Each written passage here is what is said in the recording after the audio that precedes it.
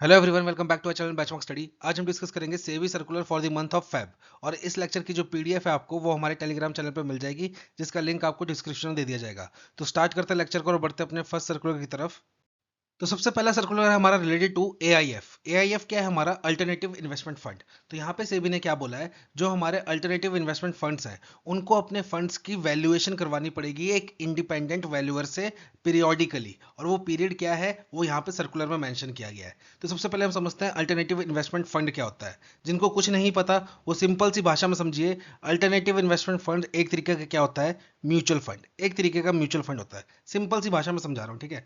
पर mutual fund में क्या क्राइटेरिया होता है? आपके पास 500 रुपए हैं, आप म्यूचुअल फंड में इन्वेस्ट कर सकते हैं। आपके पास 1000 रुपए हैं, 2000 है, 5000 है, ठीक है, आप इन्वेस्टमेंट कर सकते हैं म्यूचुअल फंड में। पर वहीं अगर आपको अल्टरनेटिव इन्वेस्टमेंट फंड में इन्वेस्टमेंट करनी है तो मिनिमम फंड रिक्वायरमेंट कितनी चाहिए? 1 करोड़।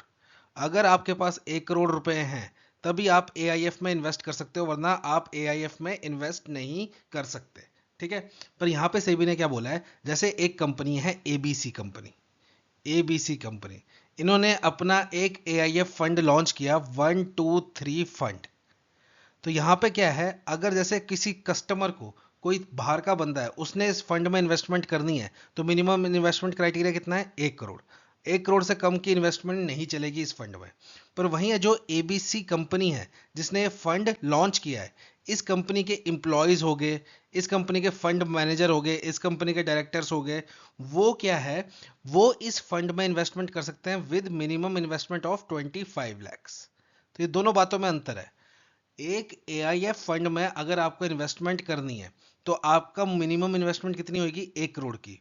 पर वहीं अगर आप जिस कंपनी ने एआईएफ फंड लॉन्च किया है उस कंपनी में काम कर रहे हो या उस कंपनी के फंड मैनेजर हो, डायरेक्टर्स हो, तो आप उस एआईएफ फंड में इन्वेस्टमेंट कर सकते हो। पर कितने अमाउंट से? मिनिमम 25 लाख से। अब ये जो एबीसी कंपनी के एम्प्लॉयज हैं, ये 25 लाख से सिर्फ ये 123 फंड है इसी में इन्वेस्ट कर सकते हैं। ऐसे किसी, समझ लो एसबीआई ने कोई एआईएफ फंड लॉन्च किया, एसबीआई ने कोई एआईएफ फंड लॉन्च किया, तो क्या ये वाले एम्प्लॉयज, एबीसी कंपनी के एम्प्लॉयज 25 लाख से इसमें इन्वेस्टमेंट कर सकते हैं? नहीं। वो सिर्फ अपनी कंपनी के जो फंड्स होंगे एआईएफ, उसी में 25 लाख से इन्वेस्टमेंट कर सकते हैं। बाकी किसी और कंपनी के फंड में अगर वो इन्वेस्टमेंट कर रहे हैं तो मिनिमम रिक्वायरमेंट कितनी होगी? 1 करोड़ की। तो ये बात अलग है, ठीक है, दोनों बातें अलग है। अगर आपने किसी एआईएफ फंड में इन्वेस्टमेंट करना है, मिनिमम रिक्वायरमेंट कितने की है? 1 करोड़ की। पर अगर आप उसी कंपनी में काम कर रहे हो जिस कंपनी ने वो एआईएफ फंड लॉन्च किया है, तो आप 25 लाख से उसी एआईएफ फंड में इन्वेस्टमेंट कर सकते हो, ठीक है। पहली बात ये हो गई। अब ये एआईएफ फंड में इन्वेस्टमेंट करता कौन कौन है? तो इंडियंस भी कर सकते हैं, फॉरेनर्स भी कर सकते हैं और एनआरआईज भी कर सकते हैं, ठीक है। ये सारे क्या कर सकते हैं? इसमें इन्वेस्टमेंट कर सकते हैं। अब ये जो एआईएफ फंड की इन्वेस्टमेंट होती है ये एक क्लोज्ड होती है, ठीक है, प्राइवेट प्लेसमेंट होती है। मतलब एक ओपन फॉर्मेट पे नहीं मिलेगी आपको, एक क्लोज फॉर्मेट होगा। और एक टाइम पे एक स्कीम में मैक्सिमम कितने इन्वेस्टर इनरोल कर सकते हैं? तो एक स्कीम में मैक्सिमम 1000 इन्वेस्टर्स इन्वेस्ट कर सकते हैं। सपोज ये एबीसी कंपनी ने 123 फंड लॉन्च किया, तो इस 123 फंड में मैक्सिमम कितने लोग इन्वेस्ट कर पाएंगे? 1000, ठीक है, 1000 ओनली। तो ये क्या होता है? आपका प्राइवेट प्लेस्ड एक इन्वेस्टमेंट प्लान होता है जिसमें मिनिमम रिक्वायरमेंट कितनी की होती है? 1 करोड़ की। अब यहां पे समझिएगा, ये जो एआईएफ फंड है ये 3 कैटेगरी में डिवाइड किया गया है। सबसे पहली है हमारी कैटेगरी 1, फिर है हमारी कैटेगरी 2, और फिर है हमारी कैटेगरी 3। अब इन तीनों में अंतर क्या है? तो जो कैटेगरी 1 है हमारी, ये हमारा टारगेट करती है जो सोशली एंड इकोनॉमिकली एकदम मेन पॉइंट होते हैं गवर्नमेंट के, मतलब जिस पे गवर्नमेंट का सबसे ज्यादा फोकस होता है as a socially and economically, ठीक है, उनको उन सेक्टर्स में इन्वेस्ट करता है कैटेगरी 1 एआईएफ फंड। जो कैटेगरी 1 एआईएफ फंड होगा वो कौन से सेक्टर्स में इन्वेस्ट करेगा? जो सोशली एंड इकोनॉमिकली काफी ज्यादा इंपॉर्टेंट है गवर्नमेंट के पॉइंट ऑफ व्यू से। जैसे हमारे इसके एग्जांपल है, जैसे वेंचर कैपिटल फंड ले लो, एसएमई फंड ले लो, सोशल इंफ्रास्ट्रक्चर फंड ले लो, फिर एंजल फंड ले लो। ये सब क्या करते हैं? ये इन्वेस्ट करते हैं जो स्टार्टअप्स होते हैं उनमें। स्टार्टअप्स हो गए, स्मॉल बिजनेसेस हो गए, या फिर इंफ्रास्ट्रक्चर हो गया, या सोशल इंटरप्राइजेस होगी, उनमें इन्वेस्ट करते हैं ये फंड्स। तो ये जो सेक्टर्स हैं हमारे, ये काफी ज्यादा इंपॉर्टेंट है socially as well as economically हमारी इंडिया गवर्नमेंट के पॉइंट ऑफ व्यू से। तो कैटेगरी 1 किस में करता है invest? Socially and economically important sectors में। कैटेगरी 3 किस में इन्वेस्ट करता है? कैटेगरी 3 करता है काफी ज्यादा एग्रेसिव इन्वेस्टमेंट। काफी ज्यादा एग्रेसिव इन्वेस्टमेंट करता है। ये यूज करता है आपका शॉर्ट सेलिंग का, डेरिवेटिव्स का, कॉम्प्लेक्स ट्रेडिंग का, इन सब का यूज करता है ताकि मैक्सिमम प्रॉफिट गेन किया जा सके इन्वेस्टमेंट के ऊपर। तो ये सबसे ज्यादा रिस्की भी होता है कैटेगरी थ्री। कैटेगरी थ्री क्या होता है, सबसे ज्यादा रिस्की भी होता है। अब बच गया कैटेगरी टू। अब कैटेगरी टू में कौन सी इन्वेस्टमेंट होती है, देखो कैटेगरी वन में कौन सी है, सोशली एंड इकोनॉमिकली, ठीक है। कैटेगरी थ्री में कौन सी है, आपकी एग्रेसिव ट्रेडिंग, जिसमें आप शॉर्ट सेलिंग कर रहे हो, डेरिवेटिव्स का यूज कर रहे हो, कॉम्प्लेक्स ट्रेडिंग का यूज कर रहे हो, ठीक है। अब इन दोनों में जो चले गए, उसके अलावा जो भी बच गया वो सब किस में आएगा, कैटेगरी टू एआईएफ फंड में। ये चीज है, ठीक है। अब यहाँ पे क्या है, जैसे म्यूचुअल फंड होता है वो क्या इशू करता है, नैव इशू करता है, net asset value, units issue करता है अपने फंड्स की। वैसे ही एआईएफ भी क्या करता है, अपने फंड्स की यूनिट इशू करता है। अब सेबी ने क्या बोला है, जो हमारे category one and category to वाले एआईएफ्स है, इनको क्या करना पड़ेगा, जो इनका फंड है उसकी यूनिट्स की जो वैल्यू ये दे रहे हैं कस्टमर्स को, उसकी वैल्यूएशन एक इंडिपेंडेंट वैल्यूअर से करवानी पड़ेगी। इंडिपेंडेंट मतलब बाहर के बंदे से अपने फंड की वैल्यूएशन करवानी पड़ेगी। और ये कब करवानी पड़ेगी, 6 मंथ्स में एक बार, 6 महीने में एक बार इनको ये वैल्यूएशन करवानी पड़ेगी। और यहां पे सेबी ने एक बात और बोली है, देखो 6 महीने में एक बार तो करवानी पड़ेगी, पर आप चाहो तो 1 साल में एक बार ही करवाओ। पर उसके लिए कंडीशन क्या है कि आपके जो 75% इन्वेस्टर्स हैं वो एग्री होने चाहिए कि हाँ भाई, हम अपने फंड मैनेजर को अलाउ करते हैं कि हमारे फंड की वैल्यूएशन साल में एक बार ही करवाए, कोई दिक्कत नहीं है हमें। तो आप क्या कर सकते हो, अपने फंड की वैल्यूएशन एक बार ही करवाओगे साल में। पर अगर आपके 75% इन्वेस्टर्स बाय वैल्यू नहीं माने, तो आपको 6 महीने में एक बार अपने फंड की वैल्यूएशन करवानी पड़ेगी। अब यहाँ पे एक चीज और समझिएगा, यहाँ पे मैंने क्या बोला, 75% ऑफ इन्वेस्टर्स बाय वैल्यू, ये चीज समझना। जैसे समझ लो एक फंड है हमारा, उसमें 4 इन्वेस्टर्स हैं। एक फंड है हमारा, सपोज XYZ फंड। अब इसमें है हमारे 4 इन्वेस्टर्स, एक है इन्वेस्टर ए, एक बी, एक सी और एक डी, ठीक है। ए ने इन्वेस्ट किया है सपोज 40 करोड़, बी ने इन्वेस्ट किया है सपोज 30 करोड़, सी ने इन्वेस्ट किया है सपोज 20 करोड़ और डी ने इन्वेस्ट किया है सपोज 10 करोड़। टोटल कितना हो गया ये, 100 करोड़। अब यहां पे 75% इन्वेस्टर का मतलब तो क्या हुआ, 4 इन्वेस्टर्स हैं, 4 में से अगर 3 ने एग्री कर दिया कि भाई आप साल में एक बारी करवाइए, तो बिल पास होना चाहिए, यही मतलब हुआ 75% का। ऐसा नहीं है, 75% बाय वैल्यू। वैल्यू का मतलब, जैसे समझ लो बी, सी और डी बोल रहे हैं कि कोई बात नहीं, आप साल में एक बारी करिए, तो बी सी डी की टोटल वैल्यू कितनी हुई, 30 करोड़, 20 करोड़, 10 करोड़, 30, 20, 50, 10, 60। तो वैल्यू के हिसाब से इन तीनों का कंट्रीब्यूशन कितना हुआ, 60% का। तो क्या इनकी बात मानी जाएगी, नहीं मानी जाएगी। ए बी सी की वैल्यूएशन देखो कितनी है, ए की है 40, बी की है 30 और सी की है 20। तो ये कितना हुआ, 40, 20, 60 और 60, 30, 90। तो ये कितने की वैल्यूएशन रखते हैं, 90% की वैल्यूएशन रखते हैं बाय वैल्यू। तो इन तीन अगर ए बी सी अगर बोलेंगे कि भाई साल में एक बारी वैल्यूएशन कराओ, तो इनकी बात मानी जाएगी। वहीं अगर ए बी और डी भी बोलेंगे, जैसे ए की वैल्यूएशन कितनी है 40, बी की है 30, डी की है 10, तो 40, 40, 80 बाय वैल्यू ये कितना वोटेज वेटेज ले रहे हैं, 80%। तो इन तीनों की बात भी मानी जाएंगी। वहीं अगर बी सी डी बोले, तो बी सी डी की बात नहीं मानी जाएगी। क्यों, क्योंकि ये 30, 20 एंड 10 यानी कि 60% की वेटेज रख रहे हैं फंड में, तो इनकी बात नहीं मानी जाएगी। तो अगर 75% इन्वेस्टर्स बाय वैल्यू, उनकी वैल्यू जो है वो पूरे फंड की 75% होनी चाहिए, और अगर वो कह रहे हैं कि साल में आप एक बारी वैल्यूएशन करवाओ, तो आप एक बारी करवाओ। बाकी अगर वो नहीं बोल रहे हैं, तो आपको 6 महीने में एक बारी वैल्यूएशन करवानी पड़ेगी। और एक इसको कैटेगरी 1 एंड कैटेगरी 2 एआईएफ को। वहीं अगर कैटेगरी 3 एआईएफ की बात करें, ये काफी ज्यादा रिस्की है। रिस्की क्यों है, क्योंकि काफी एग्रेसिव ट्रेडिंग करता है। ये क्या करता है, शॉर्ट सेलिंग करता है, डेरिवेटिव्स का यूज करता है, कॉम्प्लेक्स ट्रेडिंग का यूज करता है। तो ये काफी ज्यादा रिस्की है। तो इसके लिए क्या बोला है सेबी ने, कि कैटेगरी 3 वाले को क्या करना पड़ेगा, अगर कैटेगरी 3 वाला फंड जो है वो है close ended fund, close ended, तो इसको क्या करना पड़ेगा, 3 महीने में एक बारी क्या करवानी पड़ेगी, वैल्यूएशन करवानी पड़ेगी। वहीं अगर कैटेगरी 3 वाला फंड जो है वो ओपन एंडेड फंड है, तो इसको हर महीने में एवरी मंथ अपनी वैल्यूएशन करवानी पड़ेगी इंडिपेंडेंट वैल्यूअर से। अब ये close ended and open ended का मतलब क्या हुआ? क्लोज एंडेड का मतलब क्या होता है? आज आपने पैसा डाला, अब आप कुछ फिक्स टाइम के बाद ही उसको निकाल पाओगे, मतलब इसमें लॉक इन पीरियड होता है। जैसे एसबीआई का एक ELSS फंड है, इसमें 3 इयर्स का लॉक इन होता है। इसका मतलब क्या है? अगर आपने इस म्यूचुअल फंड में आज पैसा डाला, तो आप 3 साल बाद ही इसको निकाल पाओगे, 3 साल से पहले नहीं निकाल सकते। तो ये क्या होता है? क्लोज एंडेड फंड होता है, जिसमें आपको अपना पैसा ब्लॉक करके रखना पड़ता है, उसे हम बोलते हैं क्लोज एंडेड। और वहीं ओपन एंडेड फंड कौन सा होता है? कि आपने आज पैसा डाला और कल आपने निकाल लिया। इसमें कोई लिमिटेशन नहीं होती, कोई पैसा आपका ब्लॉक नहीं किया जाता, जब मर्जी पैसा डालो, जब मर्जी पैसा निकालो, वो होता है ओपन एंडेड। जब आपने पैसा डाला और कुछ समय बाद, कुछ फिक्स टाइम के बाद आप उसको निकाल पा रहे हो, तो वो क्या होता है? Close ended fund. ठीक है? तो अगर क्लोज एंडेड कैटेगरी 3 फंड है तो 3 महीने में एक बार, और अगर close ended open ended category 3 fund है तो आपको हर महीने में एक बार अपने फंड की वैल्यूएशन करवानी पड़ेगी इंडिपेंडेंट वैल्यूअर से। ठीक है? तो ये था पहला सर्कुलर। बढ़ते हैं नेक्स्ट सर्कुलर की तरफ। नेक्स्ट सर्कुलर है हमारा बेस्ड ऑन OTR के ऊपर, ऑर्डर टू ट्रेड रेशो के ऊपर। अब यहाँ पे order to trade ratio framework क्या बोल रहा है, ये समझने से पहले मैं आपको एक शेयर मार्केट का सिंपल सा कंसेप्ट समझाना चाहता हूँ। ठीक है? क्योंकि ज्यादातर लोगों को इसका एक्सपोजर नहीं होता और इसके बारे में ज्यादा नॉलेज नहीं होती। तो यहाँ पे मैं एक एग्जांपल लेता हूँ एक कंपनी का, कंपनी ABC। कंपनी ABC, और इसका जो शेयर है उसका प्राइस है सपोज ₹500।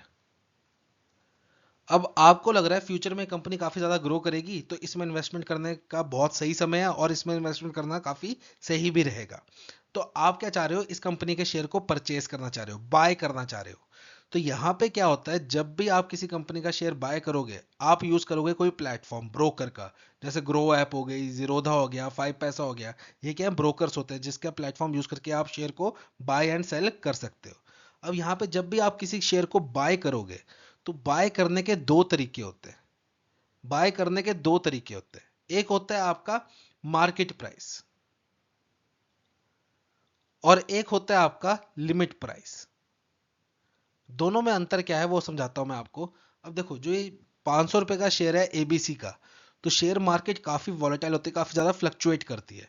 तो ये हर सेकंड चेंज होता है। जैसे अभी आपको ₹500 दिख रहा है, एक सेकंड बाद आपको 500.50 दिखेगा, फिर एक सेकंड बाद आपको 500.85 दिखेगा, फिर एक सेकंड बाद आपको 499.73 दिख जाएगा, फिर एक सेकंड बाद आपको 499.23 दिख जाएगा, फिर एक सेकंड बाद आपको 501 रुपया दिख जाएगा। तो ये हर सेकंड चेंज होता रहता है रेट। ठीक है? जो मारो शेयर का रेट होता है वो हर सेकंड चेंज होता रहता है। अब आपने क्या किया, आप इस कंपनी के शेयर को बाय करना चाहते हो, तो आप क्या करोगे? एक ऑर्डर प्लेस करोगे। एक क्या करोगे? ऑर्डर प्लेस करोगे कि भाई मेरे को कंपनी एबीसी का शेयर परचेज करना है, 10 शेयर। तो ये क्या हो गया? आपका एक ऑर्डर हो गया। अब आप ऑर्डर प्लेस कर सकते हो बाय मार्केट प्राइस वाले मेथड से या लिमिट प्राइस वाले मेथड से। अगर आपने मार्केट प्राइस वाला मेथड यूज किया कि भाई मेरे को 10 शेयर परचेज करने हैं एबीसी कंपनी के, और आपने सेलेक्ट कर लिया मार्केट प्राइस, तो ये वाला ऑर्डर आपका एग्जीक्यूट होगा ही होगा 100%। मतलब 99.99% ये वाला ऑर्डर जो है ये एग्जीक्यूट होता ही होता है। क्यों? क्योंकि आपने सेलेक्ट कर रखा है मार्केट प्राइस।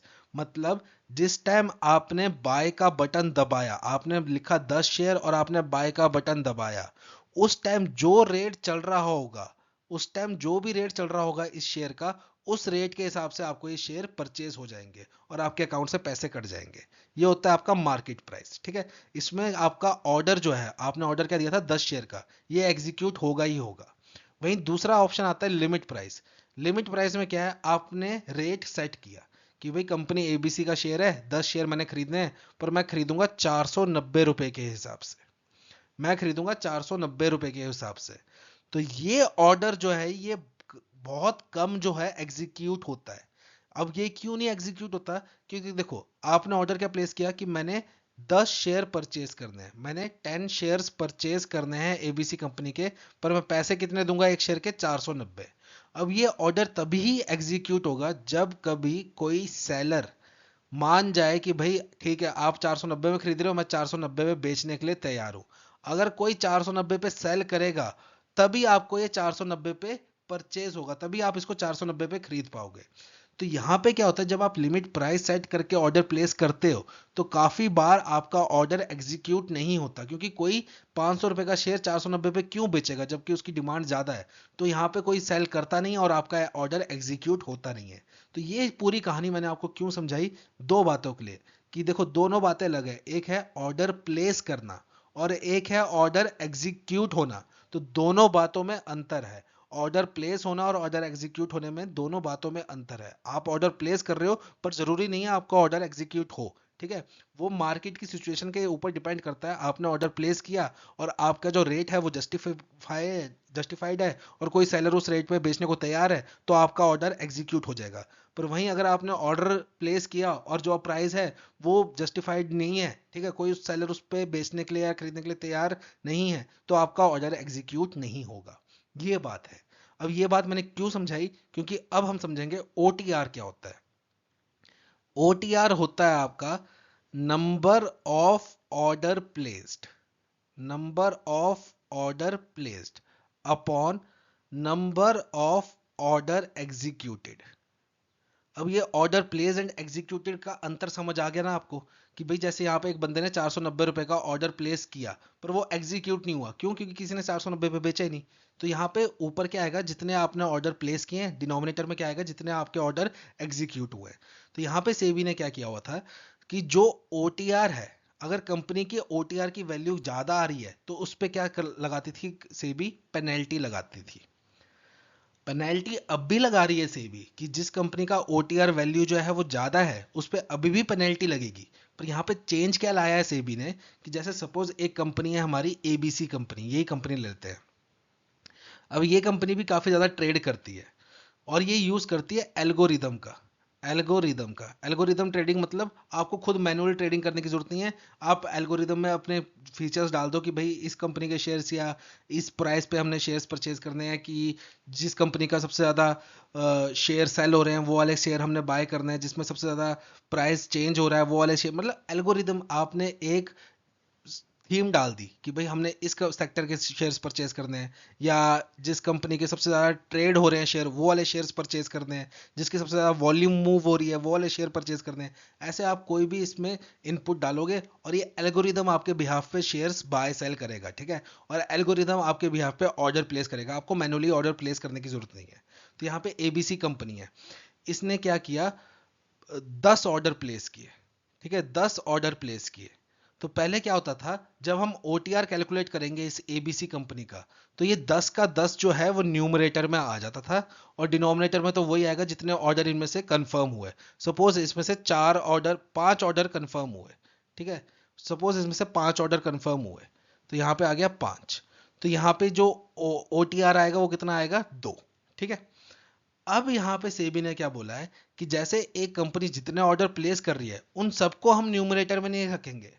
अगर उन्होंने जो ऑर्डर प्लेस किए हैं वो हमारे फ्रेमवर्क के अकॉर्डिंग प्लेस किए हैं तो हम उन वैल्यूज को न्यूमरेटर में नहीं डालेंगे, ठीक है। जिससे क्या होगा, कंपनी का ओटीआर कम हो जाएगा और उस पर पेनल्टी लगने के चांसेस कम हो जाएंगे। जैसे सपोज इन्होंने 10 ऑर्डर किए, 10 में से 4 ऑर्डर जो थे वो इस फ्रेमवर्क के अनुसार थे, तो यहाँ पे न्यूमरेटर में कितना आएगा, सिर्फ 6 आएगा और डिनोमिनेटर में कितना आएगा, 5 आएगा।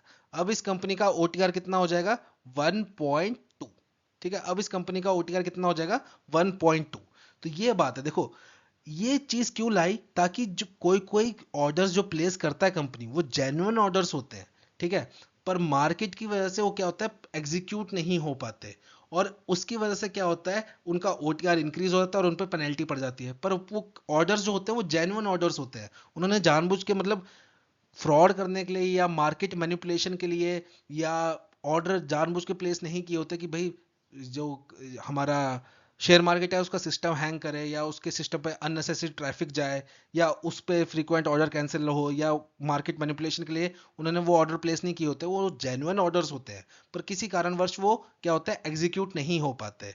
पर पहले क्या था, कोई भी ऑर्डर आप करो वो ऊपर न्यूमरेटर में आएगा और जो एग्जीक्यूट हुए वो नीचे आएंगे, जिससे क्या होता था, ओटीआर वैल्यू इंक्रीज हो जाती थी और कंपनीज पे पेनल्टी पड़ जाती थी, बेशक जेन्युइन कंपनीज पे भी। पर अब सेबी ने क्या बोला है, जो आपने ऑर्डर्स किए हैं अगर वो हमारे फ्रेमवर्क के तहत है, तो जो आपने के ऑर्डर्स हमारे फ्रेमवर्क के अनुसार होंगे उनको हम न्यूमरेटर में नहीं डालेंगे, जिससे क्या होगा, न्यूमरेटर ज्यादा बड़ा नहीं होगा, और न्यूमरेटर बड़ा नहीं होगा तो ओटीआर की वैल्यू ज्यादा बड़ी नहीं होगी, और ओटीआर की वैल्यू ज्यादा बड़ी नहीं होगी तो आप पे पेनल्टी नहीं लगेगी। सिंपल सी बात है, मैथ्स के स्टूडेंट हो, ए अपॉन बी है फ्रैक्शन, अगर बी को मैं कांस्टेंट रख रहा हूं और ए की वैल्यू डिक्रीज कर रहा हूं, तो जाहिर सी बात है इसका जो रिजल्ट आएगा वो भी मेरा क्या आएगा, डिक्रीज्ड आएगा, क्योंकि मैंने क्या किया, नीचे वाले को कांस्टेंट रखा है और न्यूमरेटर की वैल्यू डिक्रीज कर रहा हूं। अगर न्यूमरेटर की वैल्यू घटती जाएगी तो ओवरऑल वैल्यू भी मेरी घटती जाएगी, जिससे क्या होगा, मेरी ओटीआर की वैल्यू कम होती रहेगी और उस पर पेनल्टी नहीं पड़ेगी। अब समझते हैं ये फ्रेमवर्क क्या है, कौन से ऑर्डर्स इसमें इंक्लूड किए जाएंगे, कौन से ऑर्डर्स इसमें इंक्लूड नहीं किए जाएंगे। तो सबसे पहली बात है हमारे ऑप्शन कॉन्ट्रैक्ट्स की। ऑप्शन कॉन्ट्रैक्ट्स, अब ऑप्शन कॉन्ट्रैक्ट क्या होता है, ये एक तरीके का डेरिवेटिव है, ठीक है। इसमें जैसे कॉल ऑप्शन होता है, पुट ऑप्शन होता है। कॉल ऑप्शन क्या होता है, right to buy. Put option क्या होता है, राइट टू सेल। अब ये क्या होता है आपने डीप में समझना है तो आप क्या करो, हमारे कोर्सेज सेक्शन में जाना, ठीक है, वहां पे बैंकिंग अवेयरनेस का एक पूरा कोर्स होगा फ्री ऑफ कॉस्ट, वहां पे आपको कैपिटल मार्केट की वीडियो मिल जाएगी, वहां पे हमने डेरिवेटिव्स के बारे में डीप में डिस्कस किया, ऑप्शन कॉन्ट्रैक्ट्स क्या होता है, कॉल ऑप्शन क्या होता है, पुट ऑप्शन क्या होता है, वो सब वहां पे डिस्कस किया है। तो ये एक तरीके का क्या होता है, डेरिवेटिव्स होता है। जैसे हम टाटा मोटर का शेयर खरीद रहे हैं वो अलग बात है, और टाटा मोटर का ऑप्शन खरीद रहे हैं वो अलग बात है, दोनों बातों में अंतर होता है, ठीक है, ये चीज याद रखना।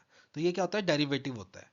अब यहाँ पे सेबी ने क्या बोला है, अगर आप किसी ऑप्शन कॉन्ट्रैक्ट को परचेज कर रहे हो, बाय सेल कर रहे हो, ठीक है, और आपने जो बोली लगाई है, आपने जो ये लिमिट प्राइस सेट किया है, लिमिट प्राइस जैसे मैंने 490 सेट किया था, ये जो लिमिट प्राइस सेट किया है, ये last traded price LTP, last traded price का ±40% और ₹20, इन दोनों में से जो भी वैल्यू हायर होगी उसको हम कंसीडर करेंगे, जो भी वैल्यू हायर होगी उसको कंसीडर करेंगे।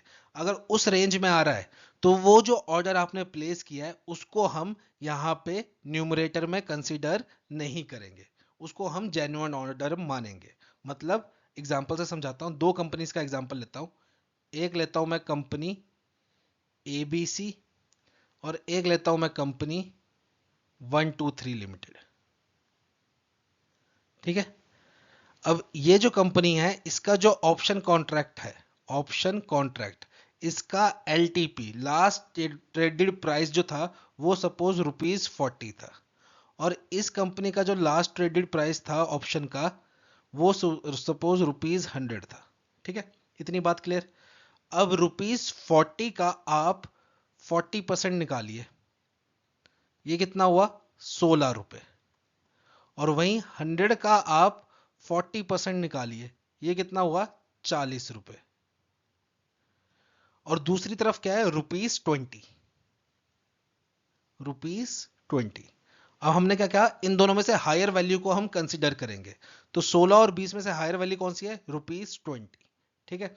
तो यहां पे क्या बोला है, ₹40 प्लस माइनस ₹20, यानी कि अगर आपने इस कंपनी के, कंपनी एबीसी का जो ऑप्शन कॉन्ट्रैक्ट है उसको खरीदने और बेचने की बोली जो है 40 प्लस माइनस 20, यानी कि 40 में एक बारी 20 माइनस कर दो ₹20, और 40 में एक बारी 20 प्लस कर दो यानी कि ₹60।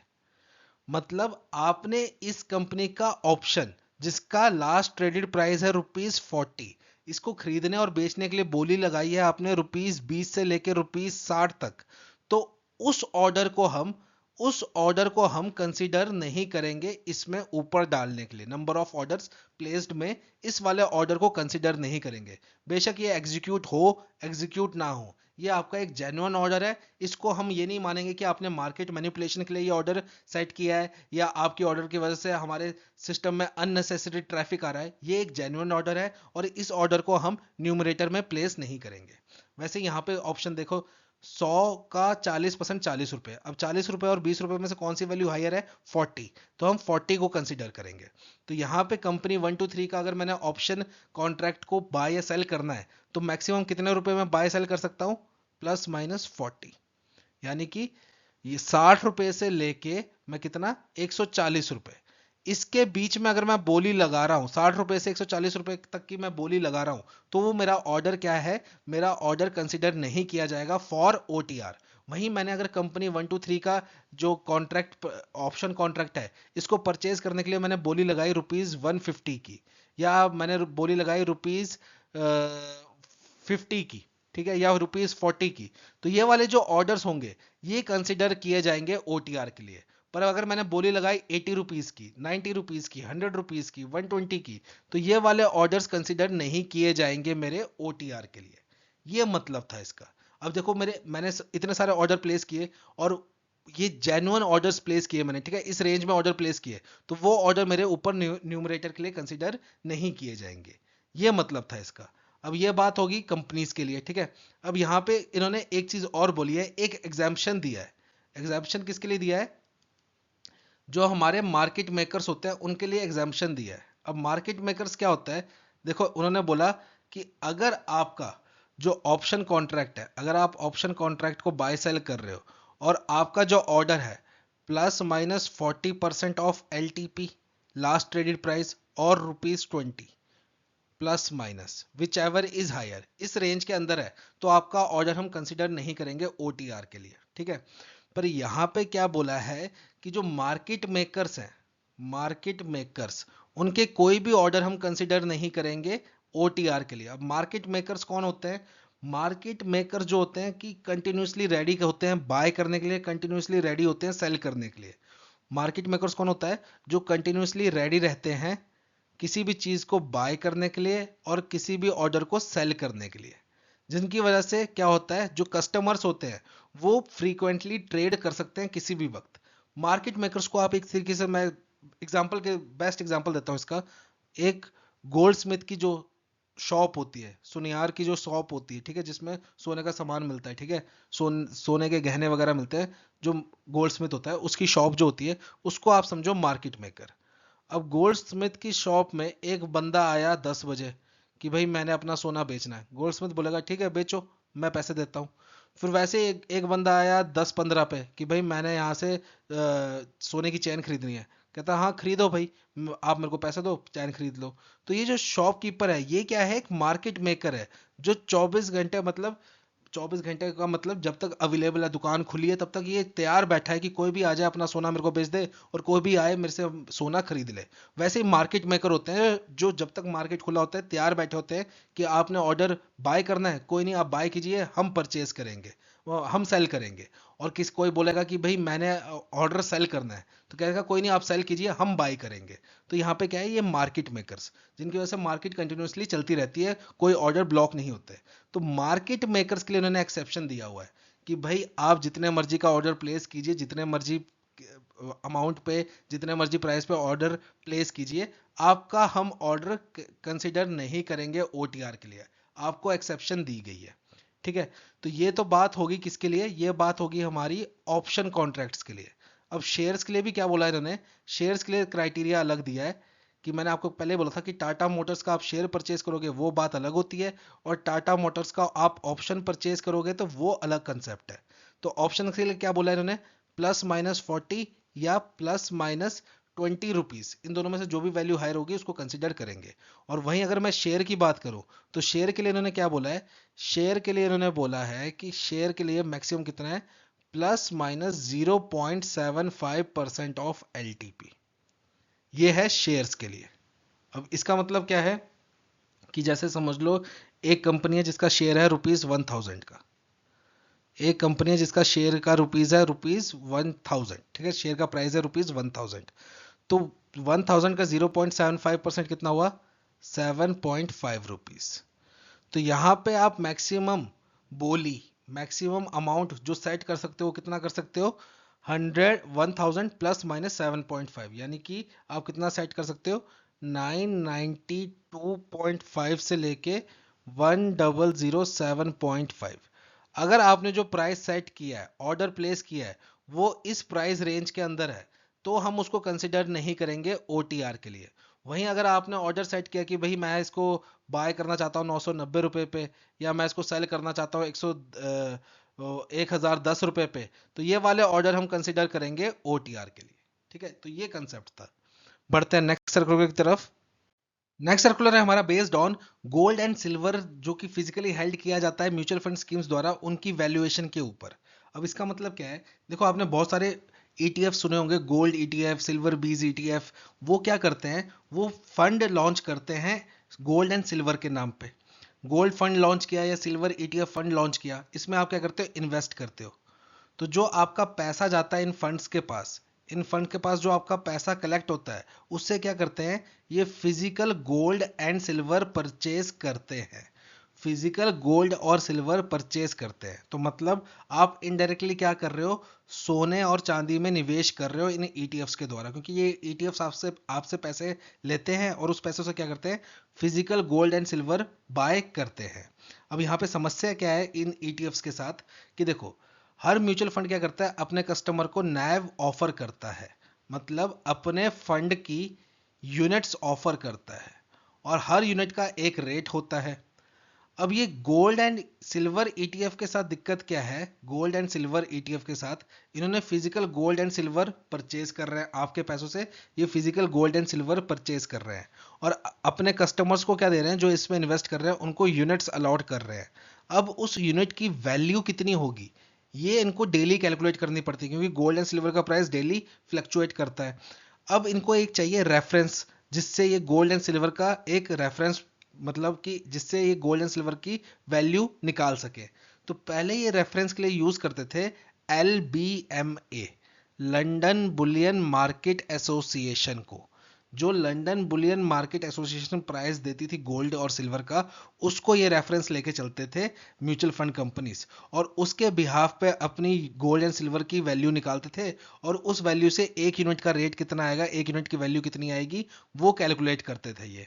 अब यहाँ पे दिक्कत क्या थी कि देखो लंदन वाले जो प्राइस देंगे, वो देंगे अपने देश के अनुसार। ठीक है, सपोज लंदन वाला जो प्राइस है, लंदन बुलियन का जो प्राइस है, उसको रेफरेंस लेके हमने कैलकुलेट किया अपने फंड को, तो हमारी एक यूनिट की value I suppose 90 rupees. Suppose 90 rupees, तो क्या हम कस्टमर को एक यूनिट 90 रुपीज की देंगे, नहीं। कस्टमर को हम थोड़ी महंगी देते हैं, क्यों, क्योंकि देखो जो लंदन बुलियन मार्केट एसोसिएशन का प्राइस होता है वो जनरली US डॉलर्स में होता है, तो पहले हम US डॉलर को रुपीज में कन्वर्ट करते हैं, तो कन्वर्जन चार्जेस लगते हैं, करेंसी कन्वर्जन चार्जेस। ठीक है, वो ऐड कर देंगे, सपोज ₹5 ऐड कर दिए इसमें। फिर क्या होगा, इंडिया भी ज़्यादातर गोल्ड क्या करता है, बाहर से इंपोर्ट करता है, बाहर से मंगवाता है, तो जो गोल्ड इंडिया में आता है उस पर क्या लगती है, इंपोर्ट ड्यूटी। और जो ये म्यूचुअल फंड कंपनी से है वो इंडिया में गोल्ड परचेज कर रही है, मतलब जो बाहर से इंपोर्ट होके इंडिया में आया है, जिसपे इंपोर्ट ड्यूटी लगी है, उस गोल्ड को ये परचेज कर रही है, तो ये इंपोर्ट ड्यूटी के पैसे भी ऐड करेंगे इसमें। सपोज एक यूनिट पे सपोज ₹8 ऐड कर दिए। फिर एक जगह से दूसरी जगह ले जाएंगे वो गोल्ड को, तो ट्रांसपोर्टेशन का भी चार्जेस लगेंगे, तो वो भी ऐड कर देंगे इसमें, सपोज ₹1। और फिर टैक्सेस भी लगेंगे गोल्ड पे, तो सपोज ₹2 टैक्सेस रख लेते हैं, तो ये बन गया ₹106। ठीक है, तो गोल्ड जो एक यूनिट की वैल्यू निकल रही थी लंदन बुलियन मार्केट एसोसिएशन के प्राइस के द्वारा ₹90, वो इंडियन मार्केट में एक यूनिट की वैल्यू कितनी बन जाएगी, ₹106, क्योंकि बाकी चीजें भी ऐड ऑन होंगी इसमें। ठीक है, अब यहाँ पे दिक्कत क्या आ रही थी, ये तो बात होगी, ठीक है, कि हमने लंदन बुलियन मार्केट एसोसिएशन को एक रेफरेंस लिया, और उसमें जो हमारा एक्स्ट्रा कॉस्ट लगी उसके प्राइसेस को ऐड किया, और एक यूनिट जो है वो बेची अपने कस्टमर्स को, इंडिया के कस्टमर्स को। पर यहाँ पे दिक्कत क्या थी कि देखो जो गोल्ड एंड सिल्वर का प्राइस लंदन में चल रहा है, इंडिया में उसके काफी अलग तरीके से गोल्ड एंड सिल्वर का प्राइस चलता है। क्यों, क्योंकि इंडिया में गोल्ड एंड सिल्वर का प्राइस बेसिकली डिपेंड करता है हमारे किस पे, फेस्टिवल्स एंड मैरिजेस पे। जब मैरिजेस का सीजन आता है और जब फेस्टिवल का सीजन आता है, तब हमारा जो गोल्ड एंड सिल्वर का प्राइस है वो काफ़ी ज़्यादा इंक्रीज कर जाता है, क्योंकि काफ़ी ज़्यादा डिमांड होती है, तो वहाँ पे गोल्ड एंड सिल्वर का प्राइस काफ़ी ज़्यादा इंक्रीज करता है। पर लंदन में ऐसा कोई कंसेप्ट नहीं है मैरिजेस का और फेस्टिवल्स का। तो लंदन वाला उस हिसाब से रेट देगा, पर इंडिया में गोल्ड एंड सिल्वर का प्राइस काफी इंक्रीज कर जाता है ड्यूरिंग फेस्टिवल सीजन, जैसे कि दिवाली वगैरह आती है जब, तब सोने चांदी का रेट काफी इंक्रीज करता है। फिर जब मैरिजेस का सीजन आता है तब सोने चांदी का रेट काफी ज्यादा इंक्रीज करता है। पर लंदन में ये वाला कंसेप्ट है नहीं। लंदन अपने हिसाब से वो रेट देता है, उस रेफरेंस को निकाल के हम इंडिया में रेट देते हैं, पर इंडिया में उस टाइम गोल्ड एंड सिल्वर का प्राइस काफी ज्यादा होता है।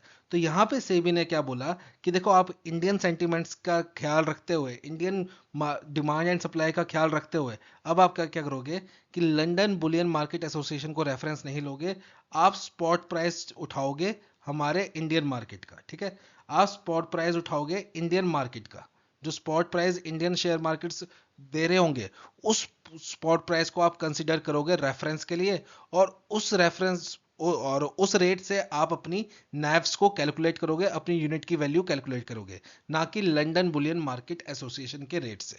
ये चीज बोली है इस सर्कुलर में। ठीक है, तो ये था हमारा SEBI circular for the month of Feb. बहुत जल्द मिलेंगे आपको नई वीडियो के साथ। Till then have a nice day.